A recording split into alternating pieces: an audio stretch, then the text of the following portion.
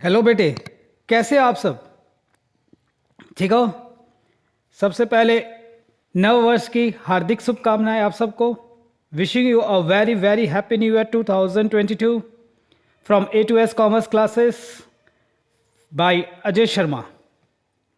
Good morning. ठीक है सब?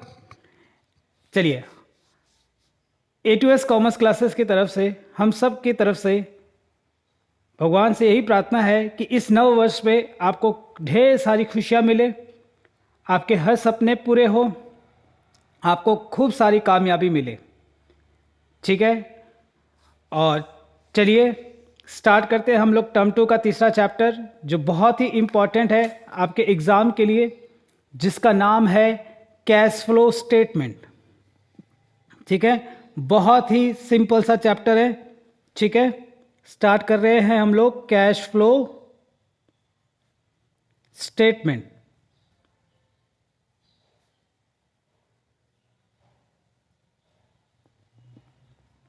ठीक है? देखो, इस चैप्टर को हम जैसे जैसे मैं पढ़ाऊंगा ना, वैसे वैसे आपको तैयारी करनी है। ठीक है? फिर आपको कोई दिक्कत नहीं आएगी, ये प्रॉमिस है मेरा। ठीक है ना? चलिए, देखो कैश फ्लो स्टेटमेंट क्या होता है। कैश फ्लो का मतलब क्या होता है, ये हम लोग सीखेंगे। धीरे धीरे धीरे धीरे सारी बातें हम लोग कैप्चर करेंगे। ठीक है?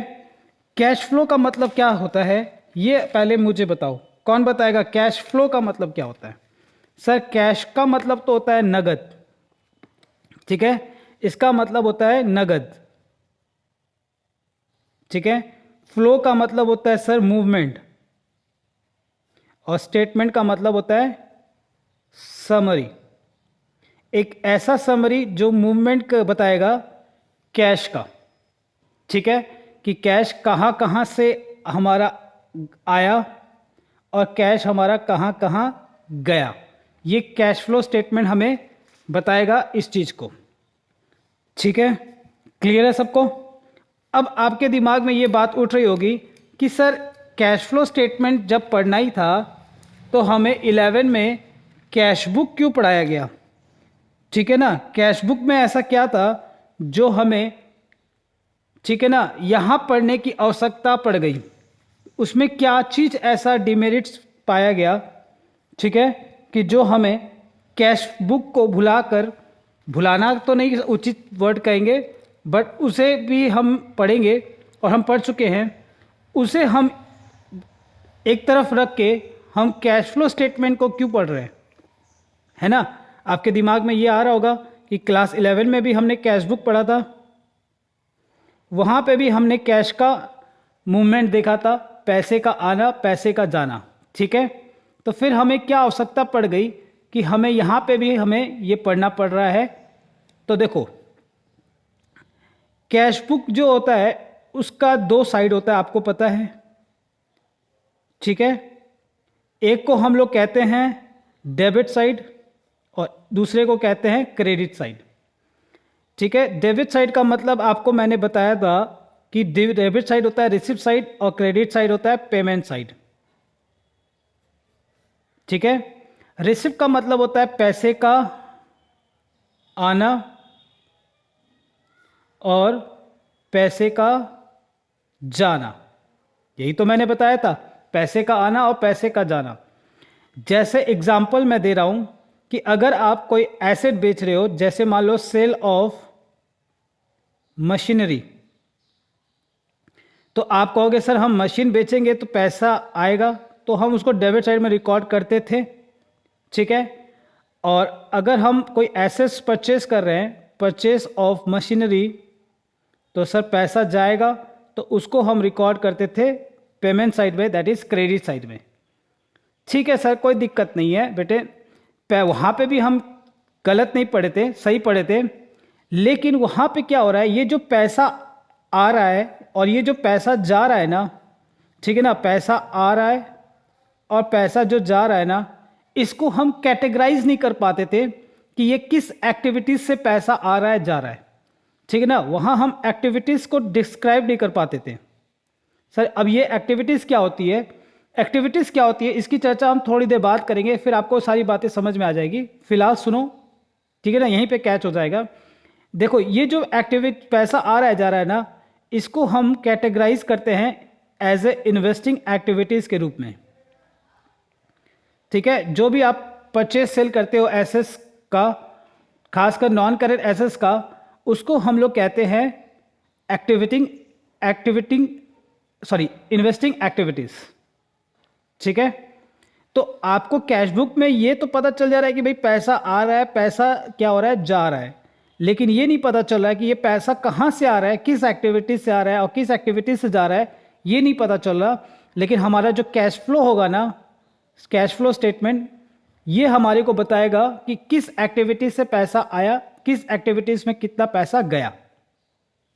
ठीक है, ओके, क्लियर है? तो चलिए लिखना चालू करें, धीरे धीरे सारी बातें आपको पूरी समझ में आएगी, है ना, कोई भी ऐसा बात नहीं रहेगा जो आपको नहीं समझ में आएगा। ठीक है, तो लिखो कैश फ्लो स्टेटमेंट क्या होता है। ठीक है, लिखो कैश फ्लो स्टेटमेंट किसे कहेंगे।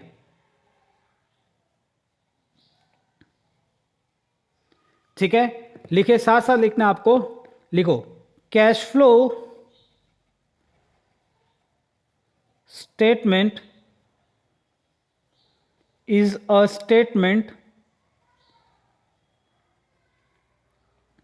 that shows, क्या दिखाएगा बेटे, that shows flow of, ठीक है ना, ये हमें क्या दिखाएगा, flow of cash and cash equivalents। Sir ये क्या आ गया, इक्विवेलेंस। ठीक है, आपने पढ़ रखा है टर्म 1 में जब मैंने बैलेंस शीट करवाया था, during a given period of time.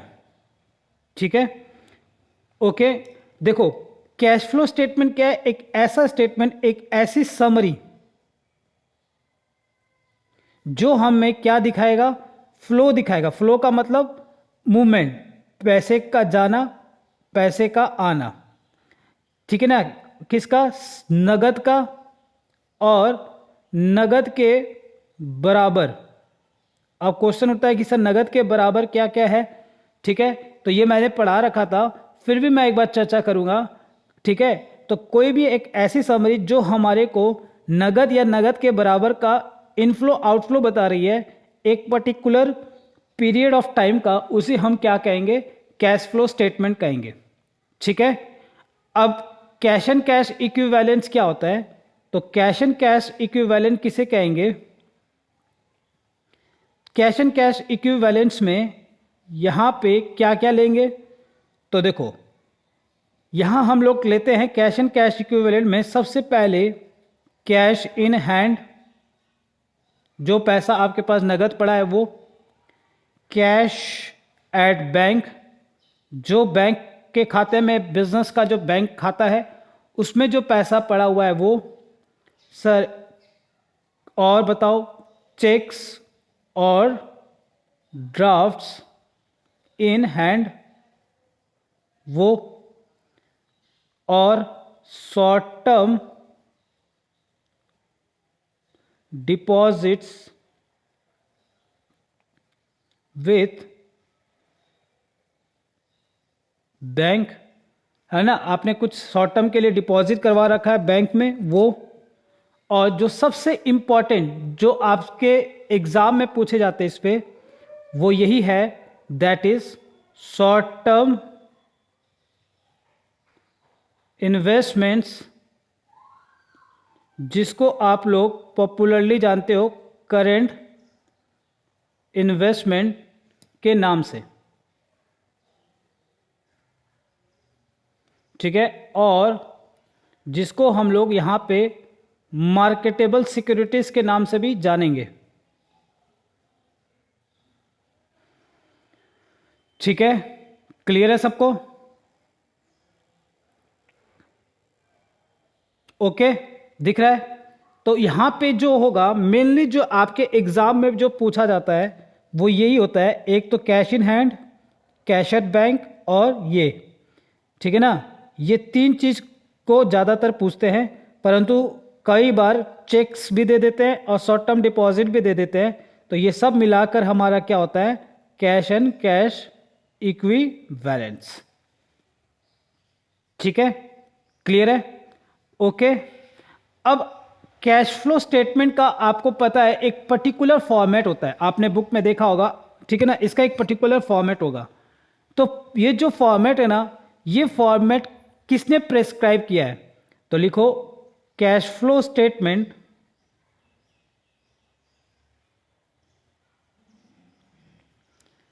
is prepared in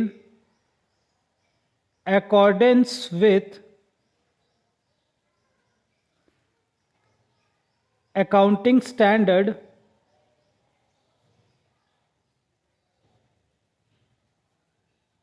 three, जिसको हम लोग AS3 के नाम से भी बुलाते हैं, शॉर्ट में इसको हम लोग AS बोलते हैं। ठीक है, इशूड बाय ICAI। ठीक है, क्लियर है? तो ये स्टेटमेंट हम लोग किसके मुताबिक बनाते हैं? Accounting standard. अकाउंटिंग स्टैंडर्ड क्या होता है? एक रूल्स होता है, ठीक है ना। इस रूल्स के मुताबिक, ये रूल्स कहाँ लिखा हुआ है? रूल नंबर 3 में। ये कौन प्रेस्क्राइब करता है? Institute of charter accountant of India. जो CA होते हैं ना, उनको कोई इंस्टीट्यूट में हम लोग को रजिस्टर कराना पड़ता है, ये ठीक है ना। तो ये किस इंस्टीट्यूट के अंडर में होता है? ठीक है, उसको हम लोग बोलते हैं ICAI।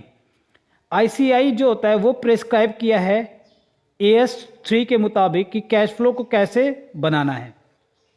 ठीक है, क्लियर है? ओके, समझ में आ रहा है? ठीक है। अब क्या होगा कि कैश फ्लो स्टेटमेंट जो होता है ना, उसको हम लोग कैटेगराइज करेंगे, is divided into 3 different activities. ठीक है, कौन कौन से वो एक्टिविटीज होंगे? नंबर 1 ऑपरेटिंग एक्टिविटीज, दूसरा हमारा होगा इन्वेस्टिंग एक्टिविटीज,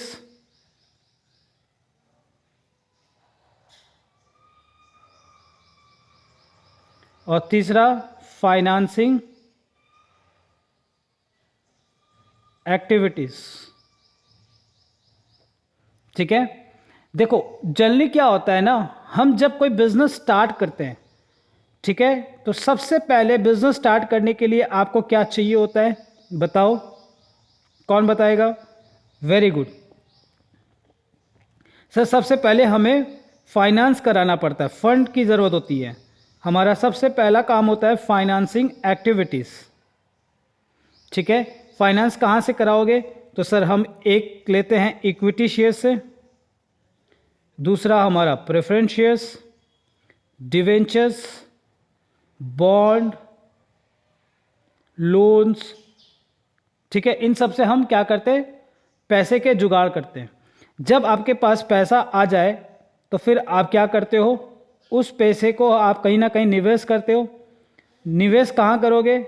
सर हम निवेश करेंगे, कहाँ निवेश करोगे बेटे बताओ? सर हम इसको निवेश करेंगे किसी एसेट्स के ऊपर, है ना। कौन से assets? Non current assets like land, building, plant and machinery. ठीक है, फिर आप क्या करते हो?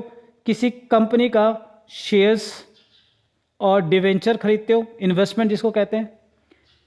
फिर आप इन्वेस्टमेंट करने के बाद आप क्या करोगे? बिजनेस का प्रारंभ करोगे, है ना, एक्टिविटीज़ चालू करोगे। ठीक है, रॉ मटेरियल खरीदोगे, परचेज करोगे रॉ मटेरियल, फिर गुड्स बनाओगे, गुड्स बना के उसको आप सेल करोगे, है ना। तो ये लास्ट एक्टिविटीज़ क्या है हमारा? Operating activities.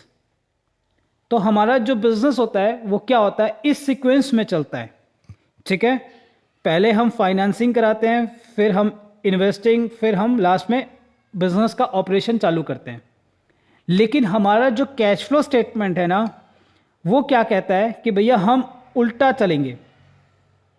पहले हम ऑपरेटिंग, फिर इन्वेस्टिंग, फिर फाइनेंसिंग एक्टिविटीज़ को हम क्या करेंगे, शो करेंगे। इस एक्टिविटी से कितना पैसा गया, कितना आया, इस एक्टिविटी में कितना पैसा गया, कितना पैसा आया, इस एक्टिविटी में कितना पैसा गया, कितना पैसा आया। जैसे जैसे आपने इक्विटी शेयर्स से कितना पैसा इशू करके लिया, कितना प्रेफरेंस शेयर से इशू करके लिया, कितना डिवेंचर को इशू करके लिया, उसी तरह बॉन्ड से कितना पैसा लिया, लोन से कितना पैसा लिया, इनका कितना रिडम्पशन हुआ, इसका कितना रिडम्पशन हुआ, इसका कितना रिडम्पशन हुआ, इनके ऊपर डिविडेंड कितना दिया। इन सब से जो पैसा आया गया, इसको हम लोग क्या करते हैं, डिटेल में डिस्क्राइब करते हैं।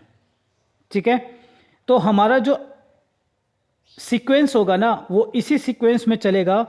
ठीक है ना, आप ऊपर नीचे नहीं कर सकते। पहले ऑपरेटिंग एक्टिविटीज़, दूसरा हमारा क्या होगा, इन्वेस्टिंग एक्टिविटीज़, तीसरा हमारा फाइनेंसिंग एक्टिविटीज़। इस सीक्वेंस को आप चेंज नहीं करोगे। ठीक है, ये सीक्वेंस ऐसे का ऐसे ही रहेगा, इसमें आप चेंज नहीं कर सकते। ठीक है ना, तो यही चीज़ हमको दिखाना पड़ता है इस हिसाब से। ठीक है, अब आपके दिमाग में ये उठ रहा होगा कि सर ऑपरेटिंग एक्टिविटीज़ किसे कहते हैं, तो लिखे साथ साथ कि ऑपरेटिंग एक्टिविटीज़ किसे कहेंगे। ऑपरेटिंग एक्टिविटीज़ क्या होगा, तो आपको भी समझ में आ रहा है कि ऑपरेटिंग एक्टिविटीज़ का मतलब क्या होता है, ऑपरेशन। ठीक है ना, ऑपरेशन का मतलब नहीं कि आप थिएटर में गए, ऑपरेशन थिएटर में किसी का ऑपरेशन कर दी। यहाँ ऑपरेशन का मतलब हो रहा है कि हम क्या कर रहे हैं, जो हमारा जो मेन जो कोर बिजनेस है, हमारा जो मेन कोर एक्टिविटीज़ है, उससे कितना कैश इनफ्लो और आउटफ्लो हुआ। जैसे मैं आपको पढ़ा रहा हूँ, तो मैं आपको जब पढ़ा रहा हूँ, तो मेरा जो कोर बिजनेस क्या है कि मैं आपको ट्यूशन दे रहा हूँ। ठीक है, टीचिंग मेरा प्रोफेशन है, मेरा मेन कोर बिजनेस है। मैं आपको सर्विस दे के जो पैसा कमा रहा हूँ, मैं आपको अपना पेन ड्राइव बेच रहा हूँ, मैं आपको अपना मॉड्यूल बेच रहा हूँ, मैं आपको अपना नोट्स बेच रहा हूँ। इससे जो मेन बिजनेस से जो पैसा आ रहा है, इसके लिए अब क्या हो रहा है, हमें बहुत सारे खर्चे करने पड़ रहे हैं। मुझे अपने स्टाफ को सैलरी देनी पड़ रही है, मुझे अपने स्टाफ को सैलरी देनी पड़ रही है, प्लस बिजली का खर्चा, टेलीफोन का खर्चा। तो ये जो ऑपरेशन से जो पैसा आना जा रहा हो रहा है, इसको हम कहते हैं ऑपरेटिंग एक्टिविटीज़। ठीक है, तो यहाँ पे क्या होगा कि ये क्या इंक्लूड करता है, तो it includes cash flow from operating activities being generated. ठीक है ना, कैश फ्लो का जो जनरेशन हो रहा है कहाँ से, फ्रॉम द फंडामेंटल। फंडामेंटल का मतलब होता है प्राइमरी, फंडामेंटल और primary core operations of the business being carried on by the organizations। ठीक है, क्लियर है। दूसरा है हमारा इन्वेस्टिंग एक्टिविटीज़। ठीक है, आपको भी क्लियर हो गया कि सर अब इन्वेस्टिंग एक्टिविटीज़ क्या होता है, कि सर जो आप नॉन करंट एसेट्स है, उनको जो आप खरीद रहे हो, उनको आप जो बेच रहे हो, उनसे जो कैश का फ्लो हो रहा है, उसको हम क्या करते हैं, इन्वेस्टिंग एक्टिविटीज़ में शो करते हैं। So it deals with the flow of cash from the purchase and sale of non-current assets। ठीक है, और लास्ट हमारा क्या है, फाइनेंसिंग एक्टिविटीज। इसमें क्या होगा सर, इसमें हम फंड का अरेंजमेंट करते हैं, कहाँ कहाँ से फंड आया, कहाँ कहाँ पैसा गया फाइनेंस कराने के ऊपर, ये हम बताते हैं। ठीक है, तो it relates with financing of the firm. ठीक है, क्लियर है सबको? ओके, डन, लिख लिया। चलो, अब इसके बाद क्या होता है कि देखो, कैश फ्लो स्टेटमेंट जब हम बनाते हैं ना, इसका दो तरीका होता है कैश फ्लो स्टेटमेंट का। ठीक है ना, हम कैश फ्लो स्टेटमेंट का दो मेथड्स होते हैं। हमारे जो एग्जाम में जो रेलिवेंट होगा ना, हम वही सीखेंगे। ठीक है, हमें दोनों तरीका नहीं सीखना, हमारे एग्जाम के लिए जो रेलिवेंट होगा हम वही सीखेंगे। तो मेथड्स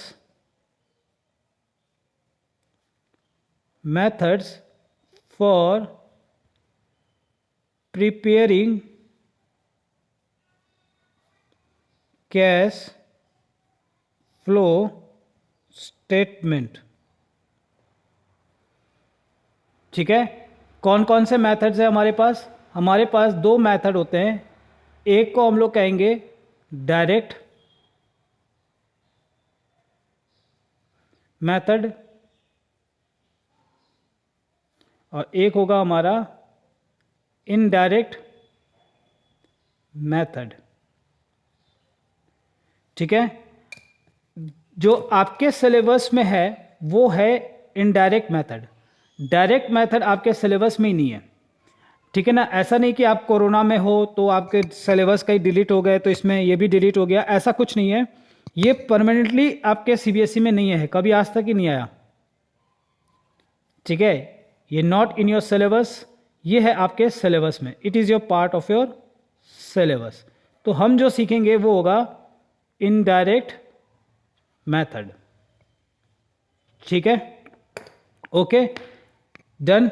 चलो, अब हम लोग स्टार्ट करेंगे सबसे पहले ऑपरेटिंग एक्टिविटीज़। ठीक है, अब आपके दिमाग में ये उठ रहा होगा कि सर कैश फ्लो का हमने एक बार झलक देखा था कि उसकी एक फॉर्मेट हुआ करती है।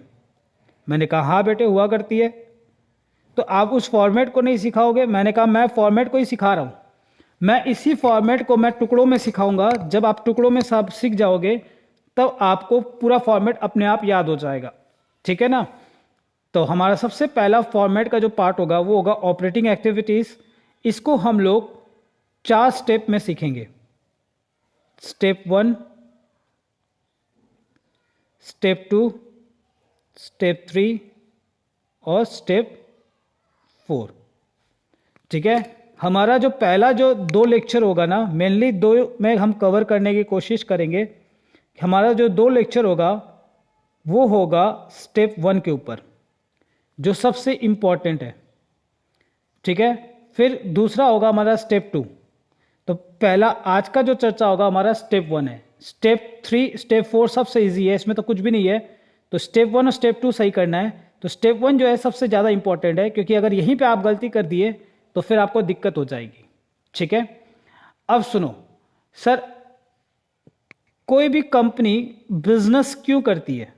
सर बिजनेस इसलिए करती है ताकि वो प्रॉफिट कमा सके, और प्रॉफिट का क्या कर सके? कंप्यूटेशन कर सके, कैलकुलेशन कर सके, असर्टेनमेंट कर सके कि कितना प्रॉफिट और लॉस हुआ है। तो इस प्रॉफिट को निकालने के लिए कंपनी क्या बनाती है? Statement of profit and loss. ठीक है, कंपनी क्या करती है? देखो, प्रॉफिट का पता लगाने के बाद कंपनी का प्रॉफिट हो जाता है तो उस प्रॉफिट में से क्या करती है? कुछ एप्रोप्रिएशन करती है। ठीक है, जैसे आपने पार्टनरशिप में पढ़ा था एप्रोप्रिएशन करती है, उसी तरह कंपनी क्या करती है? इसमें से कुछ एप्रोप्रिएशन करती है। जैसे एक होता है जनरल रिजर्व के नाम से, दूसरा होता है हमारा प्रोपोज डिविडेंड के नाम से। ये प्रोपोज डिविडेंड क्या होता है? धीरे धीरे सब कवर करेंगे। ठीक है ना, प्रोविजन फॉर टैक्सेशन के नाम से। फिर कुछ पैसा क्या करती है? अलग से कुछ मटका बनाती है जिसका नाम होता है डिविडेंड इक्वलाइजेशन रिजर्व। कुछ पैसा प्रेफरेंस शेयर को रिडीम करने के लिए पैसा जमा करती है, जिसका नाम होता है कैपिटल रिडम्पशन रिजर्व, और एक होता है आपका डिवेंचर रिडम्पशन रिजर्व। ठीक है, और इन सब को करने के बाद जो बैलेंस बचता है, ठीक है, जो बैलेंस बचेगा उसको ट्रांसफर कर देती है कहाँ पे, बैलेंस शीट पे, जिसको आप लोग सरप्लस के नाम से देखते हो बैलेंस शीट में। ठीक है, तो इसमें से क्या होता है, ये सारी चीज माइनस होते हुए आ रहे हैं। ठीक है, माइनस होते हुए आए, और ये जो बचेगा लास्ट में, इसको बैलेंस शीट में क्या कर देती है, ट्रांसफर कर देती है। हमारा जो स्टेप 1 होगा ना, हमारे को क्या करना है, यहाँ से स्टार्ट करना है और इन सब को क्या करना है, वापस से ऐड बैक कर देना है। ठीक है, वापस से ऐड बैक करना है। क्यों करना है, क्योंकि देखो जनरल रिजर्व में क्या हो रहा है, देखो कंपनी क्या कर रही है, एक मटका तैयार की थी, उस नेट प्रॉफिट में से, ठीक है ना, कुछ पैसा कहाँ भेज दे रही थी, जनरल रिजर्व में। ठीक है, तो आपको भी दिख रहा होगा सर कि यहाँ पे कोई कैश का क्या हो रहा है, कोई आउटफ्लो नहीं हो रहा। कंपनी क्या कर रही है, इसकी टोपी उतार के अगले के माथे पे टोपी पहना दी बस। क्या कोई कैश का आउटफ्लो हो रहा है, क्या कोई कैश का जाना हो रहा है, क्या नहीं सर। ये तो वही बात होगी कि इस जेब से पैसा निकाल के अगले जेब में पैसा रखना। तो यहाँ पे कोई कैश का मूवमेंट नहीं हो रहा, ठीक है ना, कोई भी कैश का मूवमेंट नहीं हो रहा, इसीलिए हम क्या करते हैं, इन सब को हम ऐड बैक कर देते हैं वापस से यहाँ आने के लिए। यही हमारा स्टेप 1 का हिस्सा है। This is our step 1। ठीक है, और भी कुछ इसमें करेंगे, 1-2 आइटम और, बट मेनली जो होता है यही मेन है। ठीक है, ओके डन।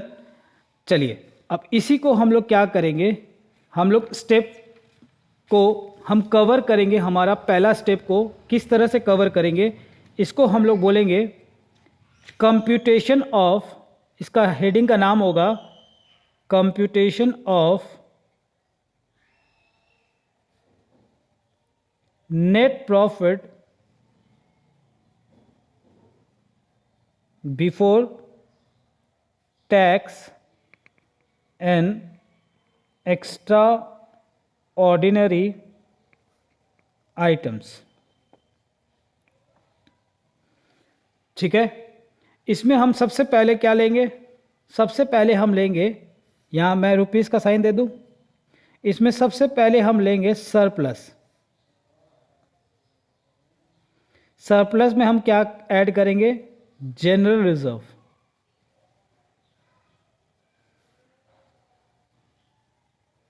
फिर उसमें हम ऐड करेंगे प्रोपोज डिविडेंड,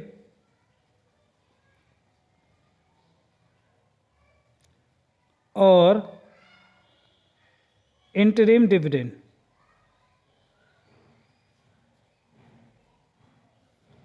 फिर हम लोग ऐड करेंगे प्रोविज़न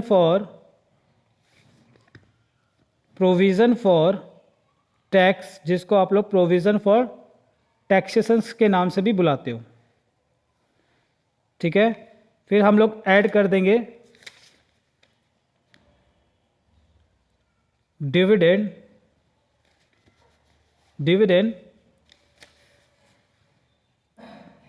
इक्वलाइजेशंस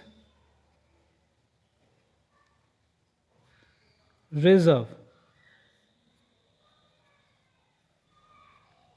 फिर एक ऐड हो जाएगा आपका कैपिटल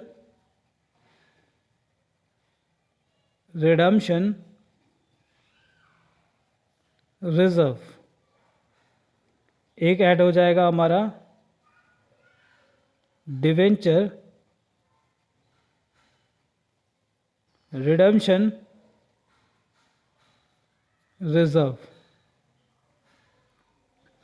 ठीक है, इन सब को ऐड करने के बाद, ठीक है, इसमें आप क्या करोगे, इसमें आप माइनस करोगे रिफंड ऑफ टैक्स, माइनस करना, ठीक है।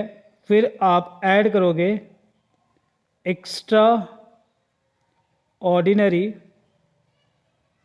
लॉसेस, ठीक है। एक्स्ट्रा ऑर्डिनरी लॉसेस क्या होगा, कहता है loss occurred due to flood, earthquake, etc. ठीक है। और लास्ट में आप इसमें माइनस करना एक्स्ट्रा ऑर्डिनरी इनकम, ठीक है। ये आपका माइनस हो जाएगा, ठीक है। इसमें क्या क्या लेंगे, तो इसमें लिखना insurance claim receive on above, above का मतलब इनके ऊपर जो आपको क्लेम मिलेगा वो, ठीक है। ये करने के बाद जो आएगा इसको हम लोग बोलेंगे net profit before tax and extra ordinary items, ठीक है।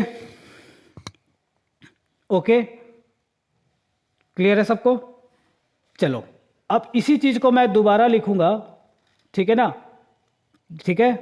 देखो फिर से मैं लिख रहा हूं कंप्यूटेशन ऑफ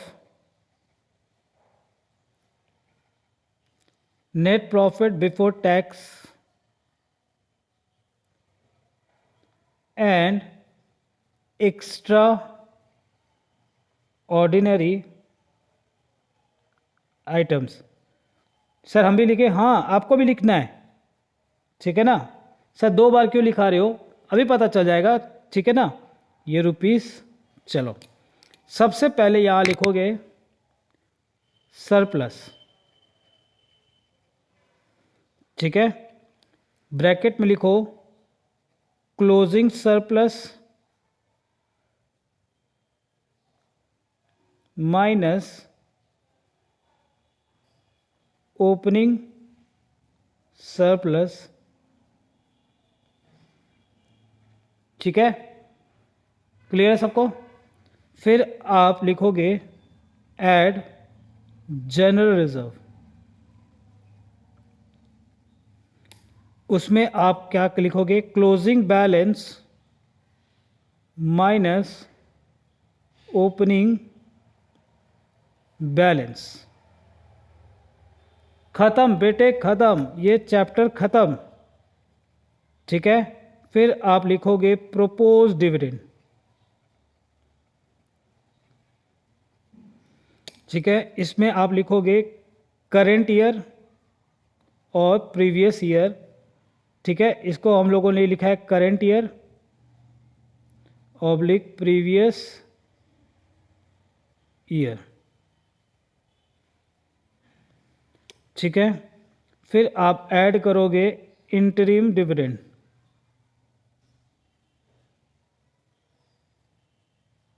ये होना चाहिए पेड ड्यूरिंग द ईयर। सब समझाऊंगा अभी धीरे धीरे, आप लिखते चलो, फिर आपको सारी बातें समझ में आएगी, ठीक है। फिर आप ऐड करो प्रोविजन फॉर टैक्सेशन, ठीक है। इसमें आपको लेना है करेंट ईयर,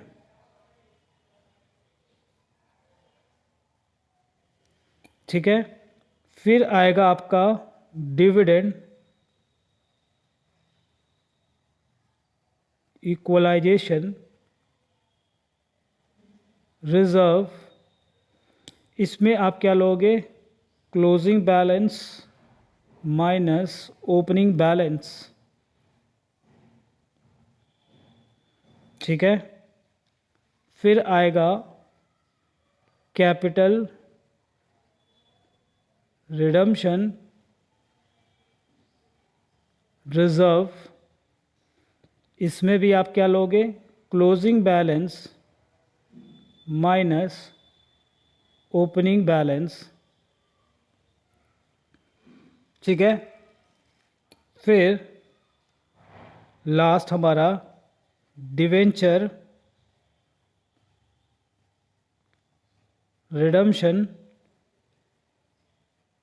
रिजर्व, इसमें भी closing balance minus opening balance. ये करने के बाद आप क्या करोगे, इसमें आप माइनस करोगे रिफंड ऑफ टैक्स, ठीक है, और प्लस माइनस करना है आपको एक्स्ट्रा, मैं ऊपर में लिखा चुका हूँ आइटम के नाम, इसीलिए मैं दोबारा नहीं लिखा रहा, एक्स्ट्रा ऑर्डिनरी इनकम और लॉसेस, ये प्लस माइनस हो जाएगा। और ये करने के बाद जो आएगा उसको हम लोग बोलेंगे net profit before tax and extra ordinary items. खत्म ये चैप्टर, ठीक है। चलो अब आपको क्या करना है, ध्यान से सुनना। अब मैं इस चीज़ को ना डिटेल में समझाऊंगा धीरे धीरे करके, ठीक है, एक एक करके। तो सबसे पहले जो होगा हमारा वो क्या होगा, देखो सबसे पहले हमारा क्या होता है ना, ध्यान से देखो, सबसे पहले हमारा क्या दिया हुआ है, सरप्लस, ठीक है। मैंने क्या लिखा है, closing surplus minus opening surplus लिखा है। देखो आपको क्या होता है ना, 2 साल का डेटा दिया रहेगा, 31 मार्च 2016 और 31 मार्च 2017। ये आपको दिया हुआ है सरप्लस 3.5 लाख और 5 लाख, ठीक है। अब देखो हमारे जो मटका है उसमें प्रीवियस ईयर है, ये हमारा प्रीवियस ईयर है 15-16, ये हमारा करेंट ईयर है 16-17, ठीक है। अब इस मटके में पिछले साल कितना था, 3.5 लाख, अब कितना हो गया, 5 लाख, ठीक है। तो असल में इस मटके में कितना इंक्रीज हो गया, 1.5 लाख रुपया इंक्रीज हो गया। ये जो 1.5 लाख इंक्रीज हुआ है ये कहाँ से आया, ये हमने अर्न किया है ड्यूरिंग द ईयर। मतलब हमें क्या करना है, ये हमारा क्लोजिंग बैलेंस है, ये हमारा ओपनिंग बैलेंस है, तो क्लोजिंग माइनस ओपनिंग करोगे तो क्या आ गया, हमारा 1.5 लाख आ गया करेंट ईयर का प्रॉफिट। तो हमें एक्चुअल में क्या चाहिए होता है, हमें चाहिए होता है करेंट ईयर का डेटा, जिसके लिए हमें क्या करना पड़ता है, ये माइनस करके दिखाना पड़ता है क्लोजिंग माइनस ओपनिंग, इसीलिए हम लोग करते हैं। अगर आपको करेंट ईयर का पता है कि हमने इतना कमाया है, तब हमें ये क्लोजिंग माइनस ओपनिंग करने की ज़रूरत नहीं है, ठीक है। अगर बोल देगा कि हमारा सरप्लस ड्यूरिंग द ईयर ₹1,50,000 है, तो फिर क्या ज़रूरत है क्लोजिंग माइनस ओपनिंग करने की। क्लोजिंग माइनस ओपनिंग तभी करेंगे जब हमारे को डेटा 2 साल का अलग अलग दिया रहेगा, ठीक है। अगर करंट ईयर का बता दिया है तो फिर कोई दिक्कत नहीं, ओके। उसी तरह हमारा जनरल रिजर्व, ठीक है। जनरल रिजर्व था मेरा 1 लाख, अब बन गया 1,30,000, ठीक है। तो ध्यान से देखो ओपनिंग में कितना था, 1 लाख, क्लोजिंग में कितना है 1,30,000, तो क्लोजिंग माइनस ओपनिंग करोगे तो कितना आ जाएगा 30,000। तो 30,000 हमने क्या किया है, ड्यूरिंग द ईयर हमने पीएल से क्या किया है, ट्रांसफ़र किया है। तो हमें ये पता लगाना है कि इस साल हमने कितना ट्रांसफ़र किया है पीएल से जनरल रिजर्व में ये हमें पता लगाना होता है। लेकिन अगर आपको इस तरह से दिया है तो आप इस तरह से करना, क्लोजिंग माइनस ओपनिंग। और अगर बोल देगा कि general reserve ₹30,000 transfer during the year, तो हम क्या करेंगे उस केस में? हम क्लोजिंग माइनस ओपनिंग नहीं करेंगे, क्योंकि हमें तो यही पता लगाना है ना कि इस साल कितना हमारा जनरल रिजर्व में ट्रांसफर हुआ है। तो कई बार ऐसे भी दे देता है, कई बार क्लोजिंग ओपनिंग दे देता है। ठीक है, तो जो केस इस पे लागू हुआ है वही चीज देखो इस पे भी है। और वही चीज आपका डिविडेंड इक्वलाइजेशन रिजर्व पे भी सेम कॉन्सेप्ट लगेगा, डिवेंचर रिडम्पशन रिजर्व पे भी वही कॉन्सेप्ट लगेगा, वही कॉन्सेप्ट कैपिटल रिडम्पशन रिजर्व पे भी लगेगा। देखो मैंने इसीलिए यहाँ पे देखो ध्यान से सब में वही लिया है, closing minus opening, closing minus opening, closing minus opening, closing minus opening. ठीक है, तो हमारा क्या क्या हो गया? हमारा ये हो गया, ये हो गया, ये हो गया। ठीक है, अब बचा provision for tax. Provision for tax में क्या करेंगे ध्यान से देखना। अगर आपको प्रोविजन फॉर टैक्स दिया हुआ है,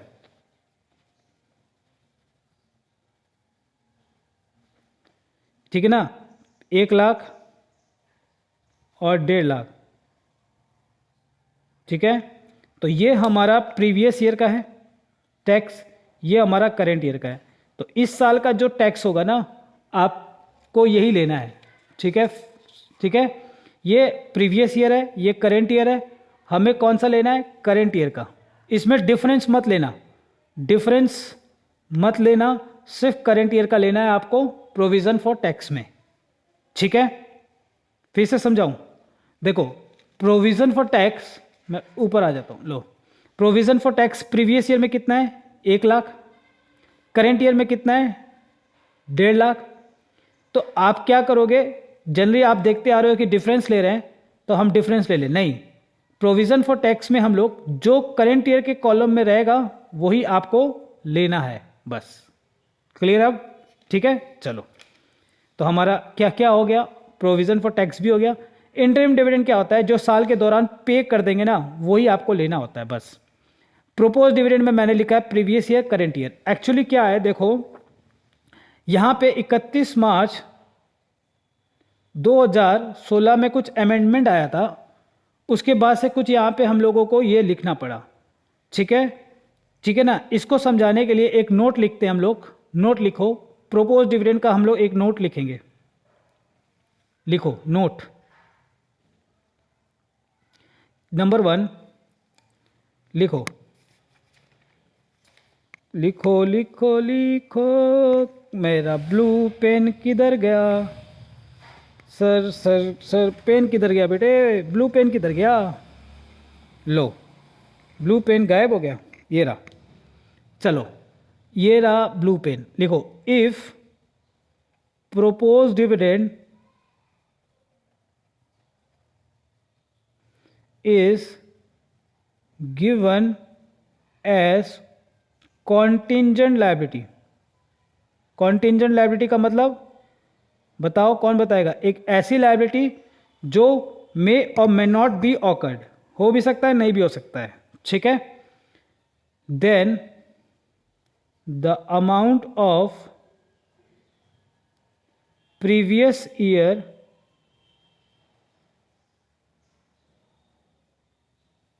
will be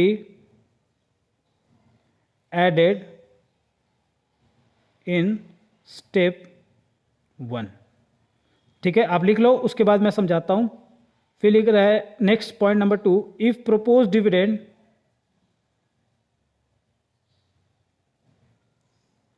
is given as current liability,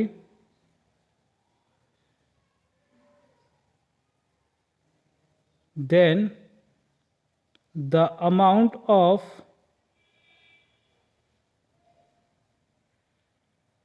current year will be added in step 1। ठीक है, लिख लो, फिर मैं समझाता हूं। लिख लिया? जल्दी जल्दी बताओ। ठीक है, देखो कह रहा है कि अगर प्रोपोज डिविडेंड को आपने कंटिंजेंट माना है, एक ऐसी लायबिलिटी जो मे और मे नॉट बी ऑकर्ड, तब हम क्या करेंगे, प्रीवियस ईयर का जो प्रोपोज डिविडेंड होगा प्रीवियस ईयर का, उसको हम स्टेप 1 में ऐड कर देंगे। ठीक है, तो प्रोपोज डिविडेंड अगर कंटिंजेंट है तो प्रीवियस ईयर का आपको ऐड करना है, बस सीधी सी बात है। अगर प्रोपोज डिविडेंड को आपने करेंट लायबिलिटी माना है तो करेंट ईयर का जो प्रोपोज डिविडेंड होगा उसको आप क्या करना, ऐड करना स्टेप 1 में, बस खत्म। ठीक है, समझने के लिए देख लो। ठीक है, ये 31 मार्च 2016, 31 मार्च 2017। ठीक है, ओके, ये मेरा क्या है, प्रीवियस ईयर। ठीक है, और ये मेरा क्या है, करेंट ईयर। और आपको क्वेश्चन में दे दिया है कि भाई प्रोपोज डिविडेंड कितना है,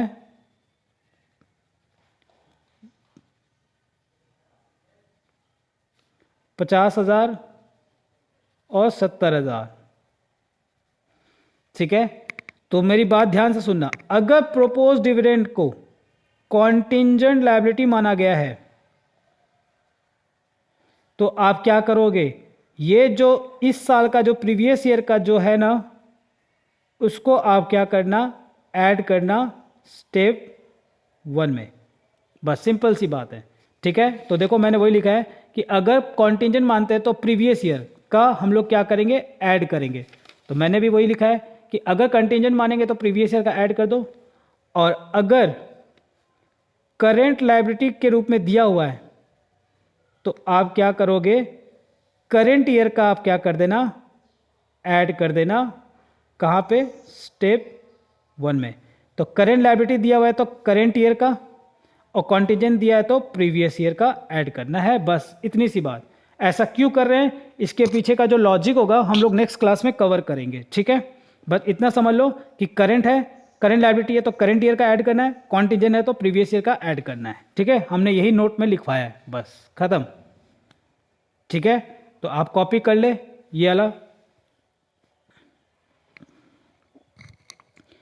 ठीक है, तो आज यहीं तक रखेंगे, और जाने से पहले आप लोग को यही कहेंगे कि आप घर पे जाके इसको पढ़ें। ठीक है, और जितने भी हमारे यूट्यूबर हैं वो भी आप एक बार इसको रिवाइज करें। और सबसे इम्पॉर्टेंट बात जो मैं ये जानना चाहता हूँ आप सभी से कि आपने न्यू ईयर का सेलिब्रेशंस कहाँ किया, कैसे किया, कितना अच्छा लगा आपको, है ना, कितनी मस्ती की, ये सारी बातें आप क्या करोगे, कमेंट बॉक्स में लिख के भेजना। मैं ये जानना चाहूँगा, मुझे बहुत खुशी होगी।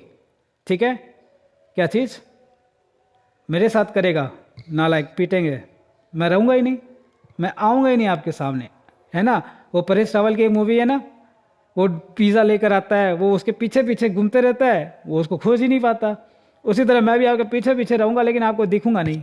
ठीक है, चलो, तो आज की क्लास यहीं तक, तब तक के लिए tata, bye bye, thank you, have a nice day, and once again a very very happy new year. ठीक है, इंजॉय करो आज के दिन। ठीक है, थैंक यू सो मच।